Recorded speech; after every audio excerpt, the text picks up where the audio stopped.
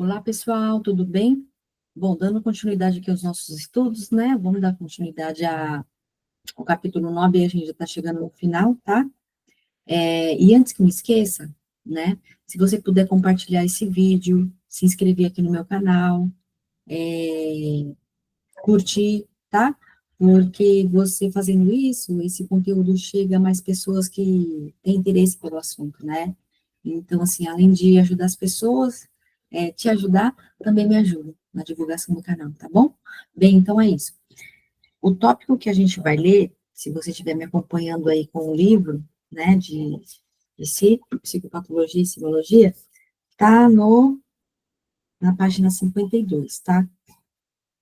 E volto a dizer, se você caiu nesse vídeo aqui agora, não viu meus outros livros, recomendo que leia, porque é uma série de estudos do livro, né?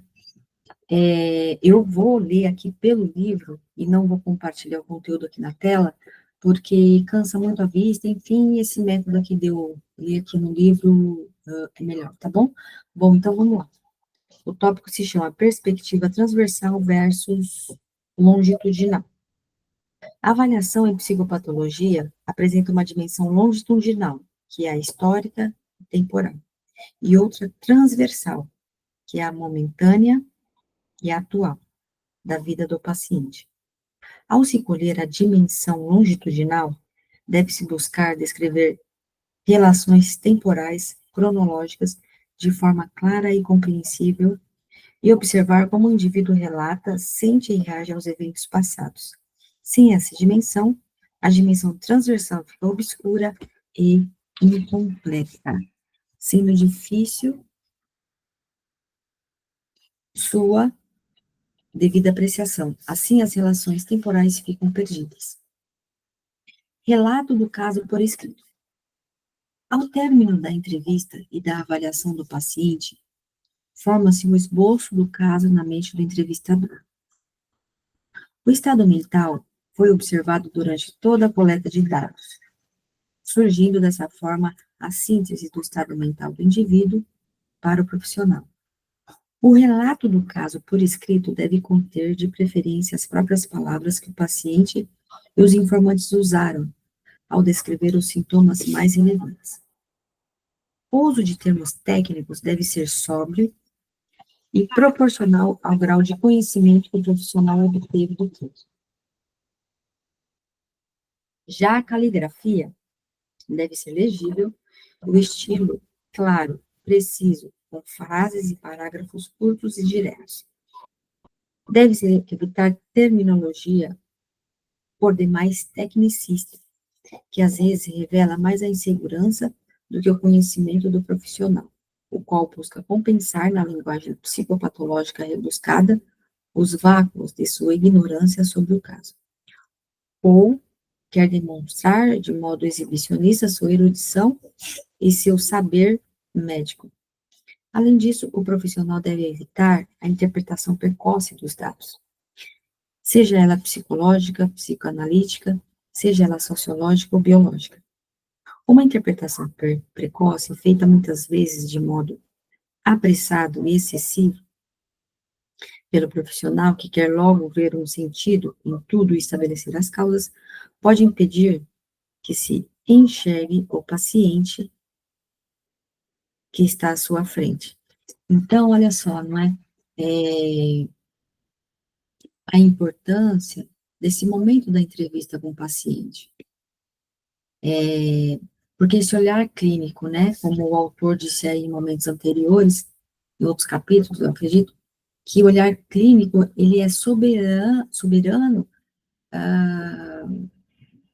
a técnicas, a formulários, a questionários que tem que preencher, ou livros e mais livros que, né, que a gente estuda e lê, não é? Então, é ver como o paciente está vestido, como ele está falando, o que ele está falando.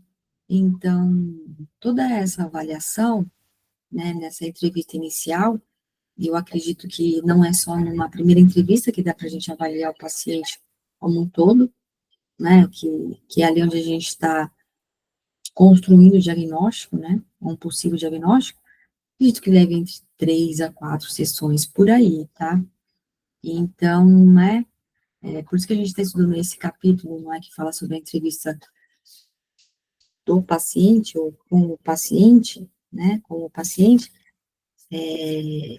como é importante, né, esse olhar clínico, não é? E o que o profissional está escrevendo, relatando ali também, como o autor aqui está dizendo, né?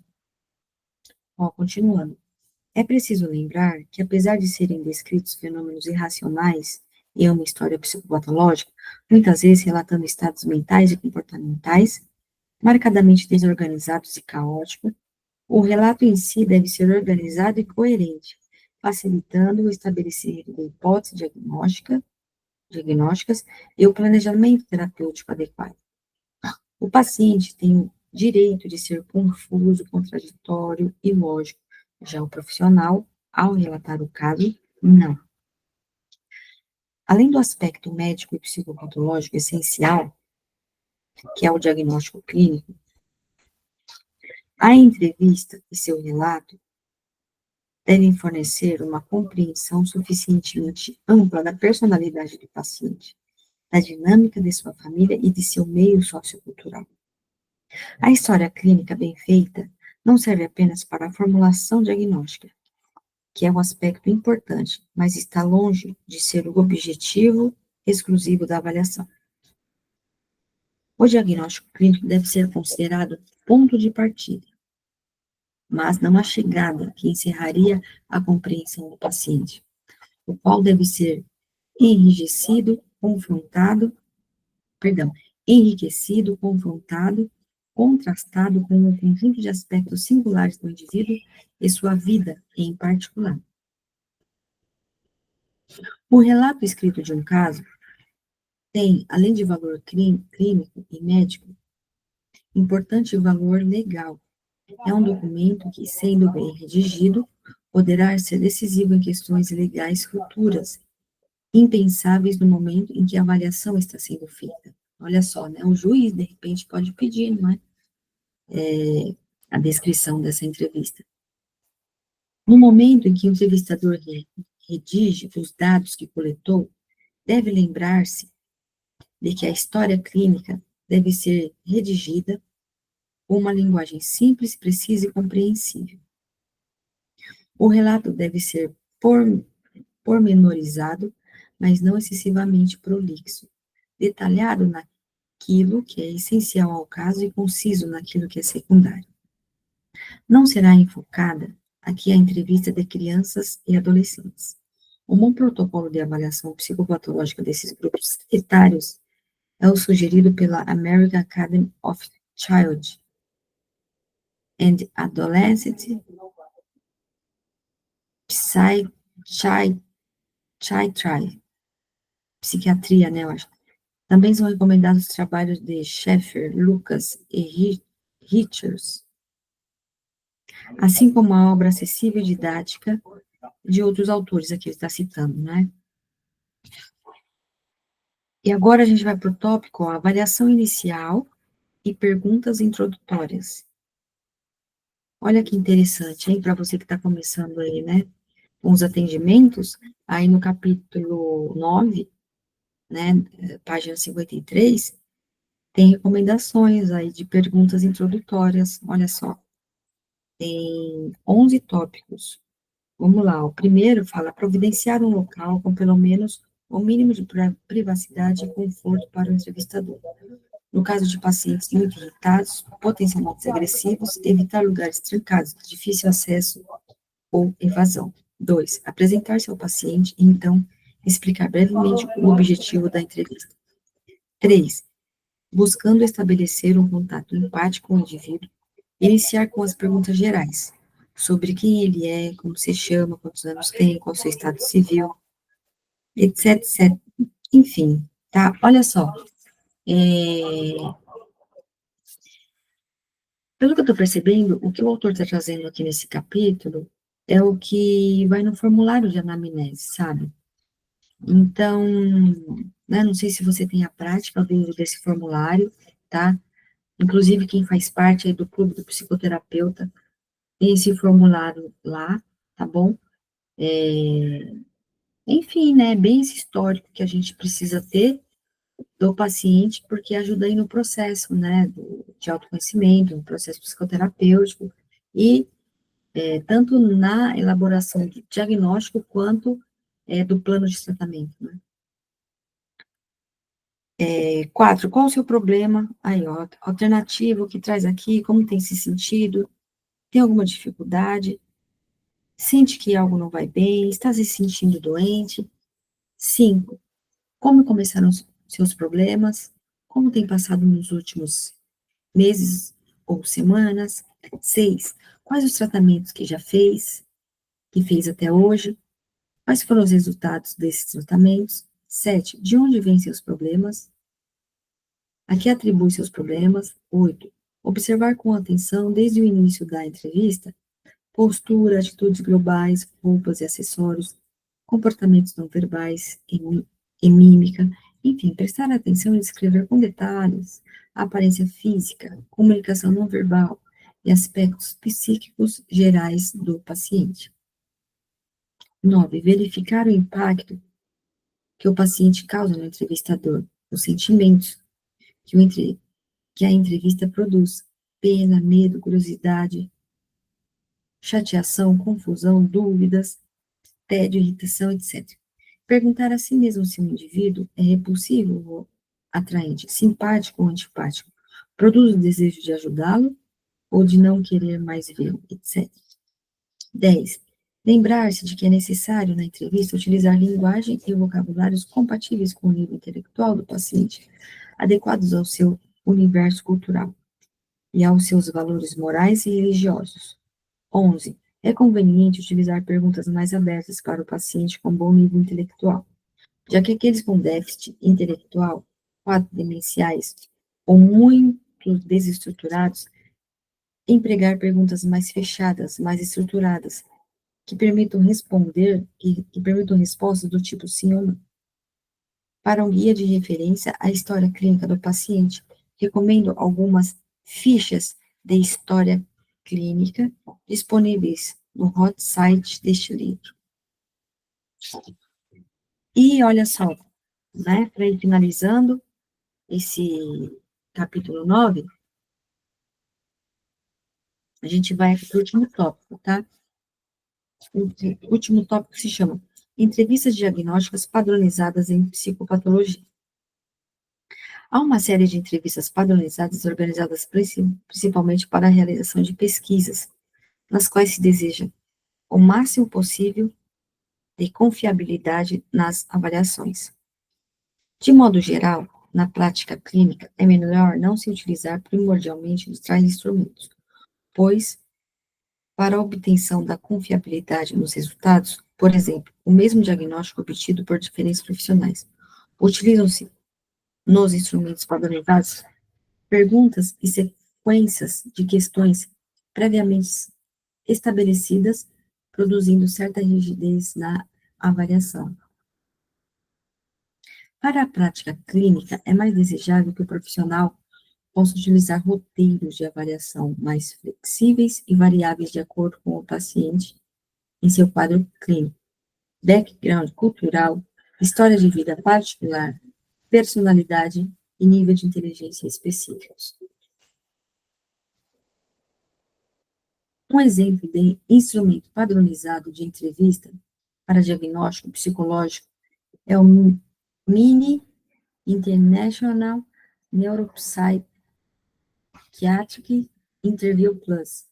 Trata-se de uma entrevista diagnóstica padronizada breve, compatível com diretrizes do Manual Diagnóstico e Estatístico de Transtornos Mentais, DSM-4,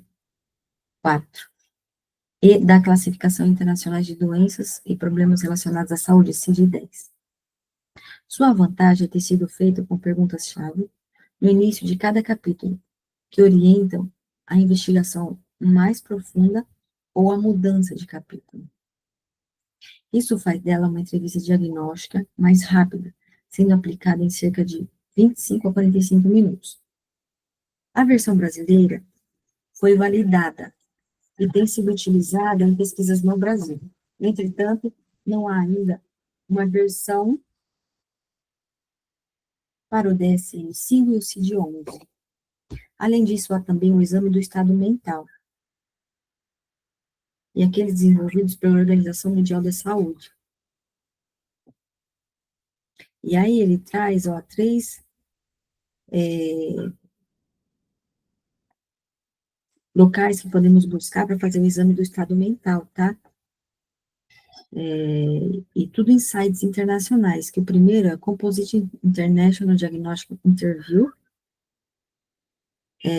tem o segundo, como eu não falo inglês, né, não consegui ler aqui o pé da letra, mas tem 3 tópicos aqui, tá? Tá na página 54.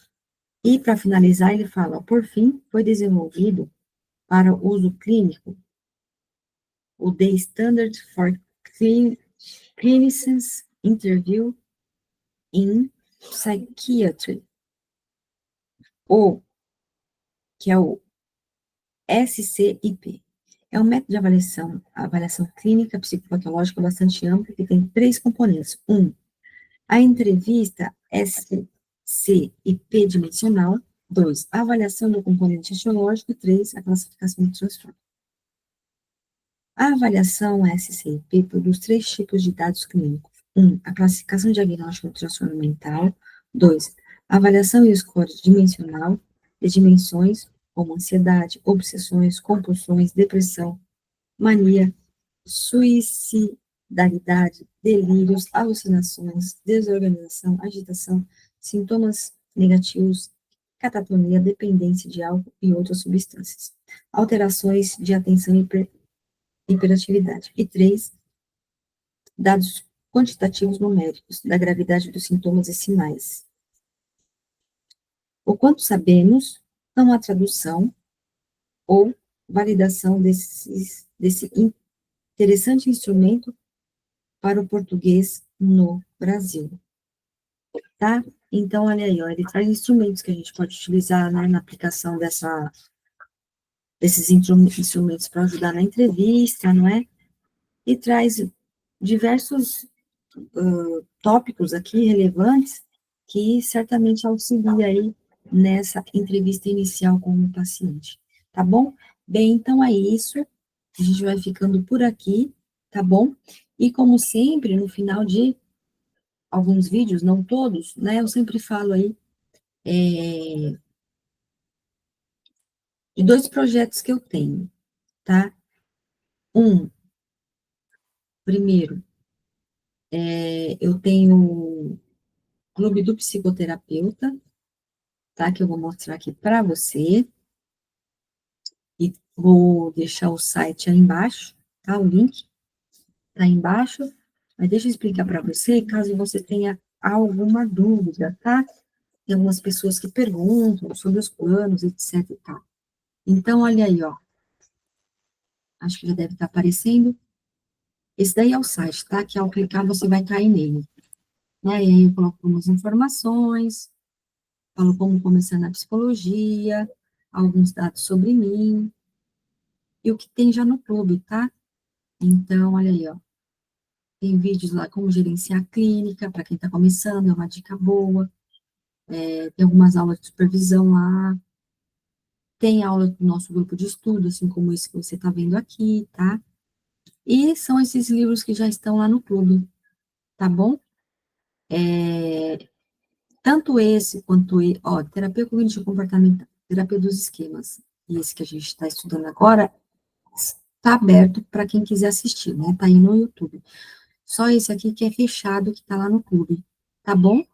E aí tem depoimentos, ó, tá? De quem já fez parte aí do clube, tá? E aqui tem os planos, os quais você vê qual que é melhor para você, tá bom? Então, assim, ó, tem o plano essencial, que sai no valor de R$ 39, é em torno, tá? De R$ 39 por mês, porque é o plano trimestral, e aí você tem direito a todas essas aulas gravadas, é só clicar aqui que já vai cair lá, tá? Para você aderir ao plano. Tem o segundo plano, que é o avançado, trimestral também, no valor de R$ 156 por mês, que dá direito a tudo do plano essencial, que é esse plano aqui, né? Mas dá direito a mais participação de estudo de caso e supervisão ao vivo, E o último plano, que é o plano Premium, que tem tudo, que é o plano mensal, no valor de 247 por mês, tem tudo do plano essencial e plano avançado, e mais encaminhamentos de pacientes à medida que vão chegando aí. Também é só clicar, tá? Escolhendo um dos planos, é só clicar aqui que você já vai cair lá. Tá bom? E a gente também tá com o e-book, tá? E-book da TCC aí, para quem está começando. Acho que vai começar a aparecer aí para você. Deixa eu ver se vai mudar de tela. Tá? Tem o site aí também embaixo, tá bom? Então, o e-book está em promoção, tá? Ó, de 197 por R$ 27. E aqui também na página tem todas as informações sobre o que você vai encontrar no e-book e para quem entrar aí o quanto antes, tá? Ó, vai ganhar esses bônus aqui, tá? Tem 4 bônus aí, ó. Caderno da terapia, guia prático de terapia dos esquemas, tá? Que no caso, ó, estaria R$ 97, mas vai ser grátis. Tem o baralho terapêutico da ansiedade, ó. R$ 57 também vai sair grátis. E tem também um e-book, Descubra 5 técnicas poderosas para a ansiedade. De 67 também vai sair tudo isso gratuito. Para você que adquirir o e-book, já vai estar tudo lá na plataforma ao você adquirir. Tá bom? E aí, é isso. Tá? Você querendo adquirir, ó, é dessa forma que você vai encontrar dentro da plataforma, tá? O e-book vai estar aqui, ó, tá bom? O e-book aqui e o bônus tá aqui. E é só clicar no botão que tá mais abaixo aí que você já vai cair, ó, liberar o e-book aqui, tá? Pra você acessar aqui ou aqui também, você clicando aqui, ó, já vai cair no e-book. Bem, então é isso, deixa eu parar de compartilhar a tela, tá bom? Então, vou ficando por aqui e a gente se encontra na próxima aula. Um beijo para você, até mais, tchau, tchau.